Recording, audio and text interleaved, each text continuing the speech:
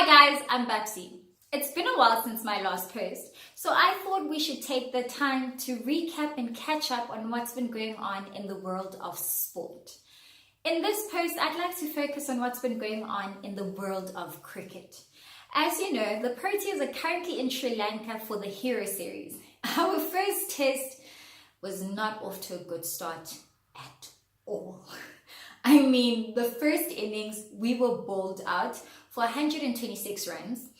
And the second innings, we were bowled out for 73 runs. But it wasn't all dull and gloom. Our bowlers did the most. The great moments that we had. Kagiso Rabada came back to prove to the world why he is still the #1 ranking test bowler in the world. And Shamsi and Maharaj, they came in and showed up. That pitch was perfect for them. They proved why they deserved a spot in the Proteas squad. And I am expecting great things from them. Thanks to their shining light, I can now see that we have a great mixture of bowlers. We have great seamers, we have really good spinners as well. A great combination that we have. And then we have Dale Steyn.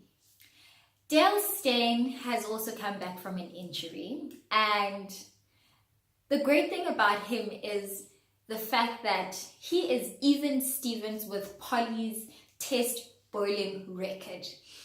And I'm looking forward to the second test because that's where Steyn gets to beat that record. That has been a record that has been standing for 10 years. And it's a good thing that Polly is up there with the boys. He gets to hand over that record baton over to Dale Steyn. I have a funny feeling that the next person to break that record is definitely going to be Kagiso Rabada in, I'm not going to say the next few years, but in no time, he'll be there too. And that's something great to look forward to in the second test. Coming back to the batting, you know, when before the season started, Temba Bavuma put his hand up to take the position of #4 in the batting lineup. And I think it's pretty unfair for people to assume that he blew his chances. It's our first test in the new cricket season. And in his defense, everybody batted badly. Like, it's no surprise. And I feel that the thing about our batters right now is we just need to work on the pace and building partnerships. The downfall in our test right now, I think, was the fact that we had so much pressure. We put so much pressure on ourselves, forgetting that we weren't playing an ODI or a T20. We were playing a test match, meaning we had all the time. We didn't need to go for the boundaries or, trying to gun for all these boundaries. Yes, we are chasing a score, but it's better to, build that pace than losing wickets.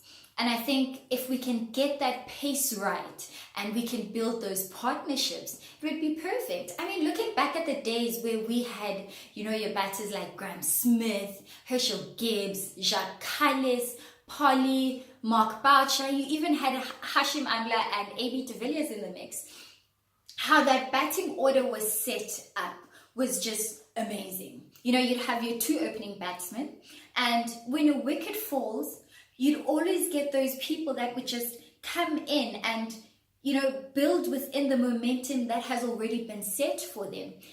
A perfect example of how I think the team should bat for the next test is Jacques Kallis. Jacques Kallis was one of those players when he was batting, he would bat, with a pace. It was like 1-2 runs here and there until he got to 15. When he hit that half-century mark, you knew that it's about to get down, and that's when he'd go for the boundaries and no holds barred them. And I think the strategy to that is you get to understand the bowler. You get to understand how the opponent is pitching. And I think if the boys could work on doing that, I think we could have a pretty good chance in evening the series. But I think for tomorrow's test, For tomorrow's test, I think it would be great for Faf to win the toss and then he can choose to bat first. From what I've heard about Colombo, it's a great batting pitch on the first day. As the days progress, it becomes more of a bowling pitch. So if we get to bat first, we would be able to set the score, set the pace, and build what we want in order for us to win. And I think that could be the consistency of the pitches in Sri Lanka, where the first day, each of them are actually just great for batting. Look at what happened to Kararuta. He proper took us by surprise. I mean, after the 8th wicket fell at 178, I thought, yay, we have this in the bag. But no, he was able to push his team through to finish off their first innings at 285. And I think that's because that pitch was a batting pitch in the first day. So I think it would be very imperative for us to read that. And in the next test, I think it would also be great to read the bowler. And they are on home ground, but I think it would be important for them to also focus and, try and read them. Confuse the enemy, so where they put the pressure more on the bowler than on themselves. Because when they put pressure on themselves, we saw with the first test what happened.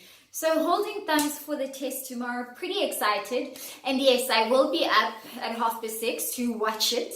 And luckily for me, I have DSTV now, so I get to watch it at work too, wherever I go. So thank you for watching, and I look forward to your comments in the comment section down there, and see you in my next post. Thanks you for watching. Mwah!